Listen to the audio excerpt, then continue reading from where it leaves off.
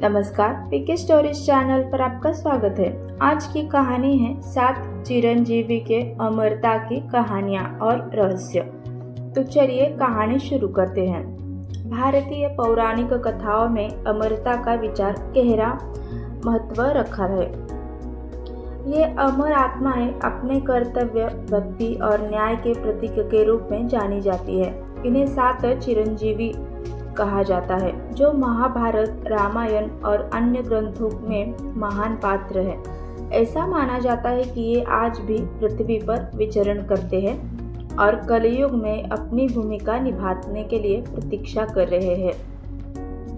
आइए जानते हैं कौन कौन है वो 7 चिरंजीवी।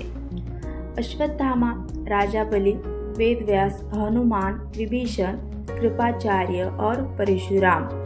इन 7 चिरंजीवियों की विस्तृत कहानियों को जाने और उनके अमर जीवन की रहस्यों को समझे। नंबर 1 है अश्वत्थामा, जो कि शापित अमर योद्धा है। अश्वत्थामा गुरु द्रोणाचार्य और कृपि के पुत्र थे। उनका जन्म एक ब्राह्मण परिवार में हुआ था, लेकिन उनकी पहचान एक शक्तिशाली योद्धा के रूप में बनी।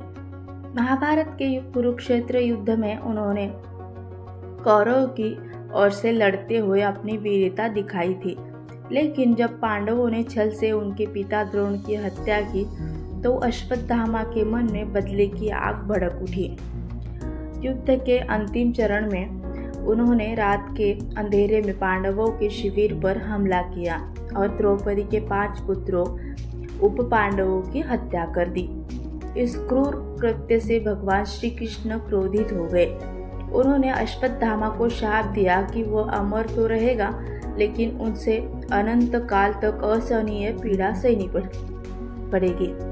श्री कृष्ण ने उनके माथे की मणि छीन ली, जिसके कारण उसका घाव कभी नहीं भरता। कहते हैं कि अश्वत्थामा आज भी जंगलों और सुनसान स्थानों में भटकते हैं। 7 चिरंजीवियों में उनकी कहानी साहस और नैतिक पतन के बीच की महिम रेखा को दर्शाती है। नंबर 2 है राजा बलि, जो कि दानवीर असुर राजा थे।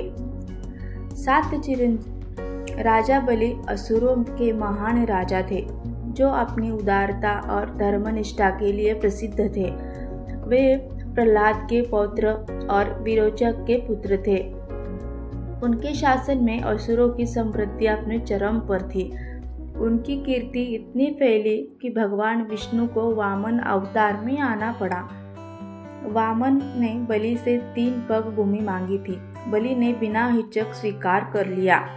वामन ने अपने विराट रूप में 2 पग में स्वर्ग और पृथ्वी नाप ली। तीसरे पग के लिए बलि ने अपना सिर आगे कर दिया। बलि की निष्ठा से प्रसन्न होकर विष्णु ने उन्हें पाताल लोक का राजा बनाया और अमरता का वरदान दिया। केरल में ओणम पर्व के जरिए उनकी याद आज भी जीवित है, जब वह हर साल अपनी प्रजा से मिलने आते हैं। 7 चिरंजीवियों में बलि त्याग और सम्मान के प्रतीक है।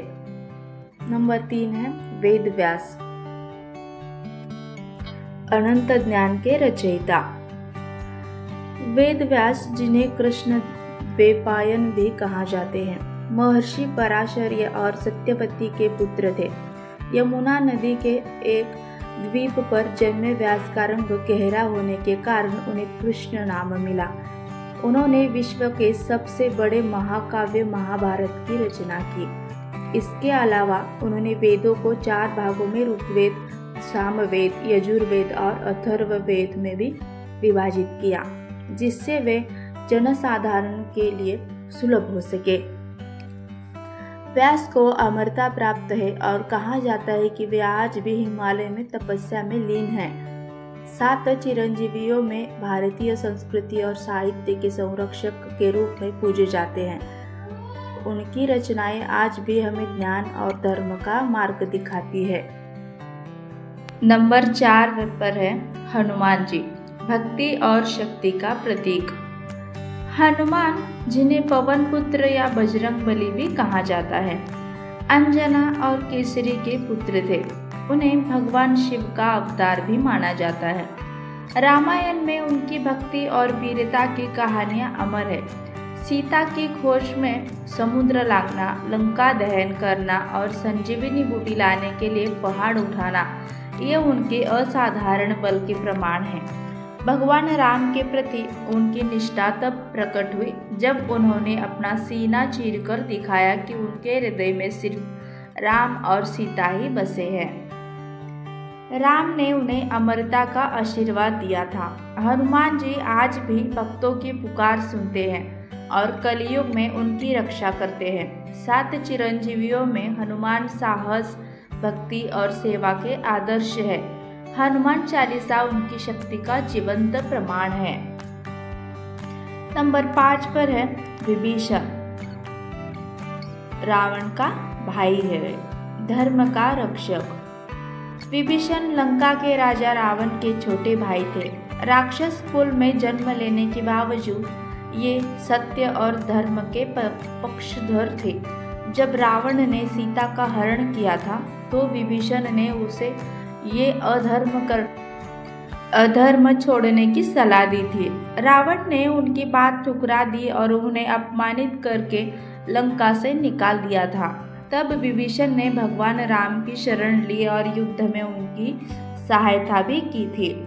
राम ने विजय के बाद विभीषण को लंका का राजा बना दिया। उनके शासन में लंका फिर से धर्म का केंद्र बनी। 7 चिरंजीवियों में विभीषण ये सिखाते हैं कि सत्य का मार्ग कभी आसान नहीं होता, पर वो हमेशा विजयी होता है। नंबर 6 कृपाचार्य। युद्ध और ज्ञान के गुरु माने जाते हैं। कृपाचार्य महर्षि गौतम के पुत्र शरद्वान के वंशज थे। उनकी बहन कृपि के साथ उनका पालन पोषण राजा शंतनु ने किया था। महाभारत में वे कौरवों और पांडवों दोनों के गुरु थे। युद्ध में उन्होंने कौरवों का साथ दिया, लेकिन उनकी निष्पक्षता और धर्म के प्रति समर्पण अटल रहा। कुरुक्षेत्र का युद्ध समाप्त होने पर वे कुछ गिने चुने योद्धाओं में से थे जो कि जीवित बचे थे। कृपाचार्य को अमरता का वरदान मिला है। 7 चिरंजीवियों में वे ज्ञान, धैर्य और कर्तव्य निष्ठा के प्रतीक है। कहते हैं कि वे आज भी सूक्ष्म रूप से मानवता का मार्गदर्शन करते हैं। नंबर 7 पर है परशुराम। क्रोध और धर्म का अवतार है। परशुराम भगवान विष्णु के छठे अवतार थे। वे ऋषि जमदग्नि और रेणुका के पुत्र थे। अपने फर्ज से मतलब परशु के लिए प्रसिद्ध परशुराम ने पृथ्वी से 21 बार क्षत्रियों का संहार किया। जब उन्होंने अधर्म का रास्ता अपनाया, वे एक महान योद्धा और तपस्वी थे। उनकी माता की हत्या के बाद उनके क्रोध ने उन्हें ये कठोर कदम उठाने के लिए प्रेरित किया था। परशुराम को अमरता प्राप्त है और कहा जाता है कि वे कलयुग के अंत में प्रकट होंगे। 7 चिरंजीवियों में धर्म की रक्षा और अधर्म के विनाश के प्रतीक है। उनकी कहानी हमें संतुलन और न्याय का पाठ पढ़ाती है। 7 चिरंजीवी आज भी प्रासंगिक क्यों है, चलिए जान लेते हैं। ये 7 चिरंजीवी भारतीय संस्कृति और आध्यात्मिकता के आधार है। उनकी कहानियाँ हमें सत्य, भक्ति, त्याग और धर्म के मार्ग पर चलने को प्रेरित करती है। चाहे अश्वत्थामा का शाप हो या हनुमान की भक्ति, हर चिरंजीवी का जीवन एक अनमोल सबक है। ये आज भी ये कथाएं जीवित है और हमें सकारात्मक बदलाव के लिए प्रेरित करती है। 7 चिरंजीवी केवल एक शब्द नहीं, बल्कि भारतीय पौराणिक कथाओं का एक जीवंत अध्याय है। ये अमर आत्माएं हमें जीवन के मूल्यों को समझाती हैं। इनकी कहानियाँ पढ़ें, इनके गुण अपनाएं और इन्हें अपने जीवन में उतारें।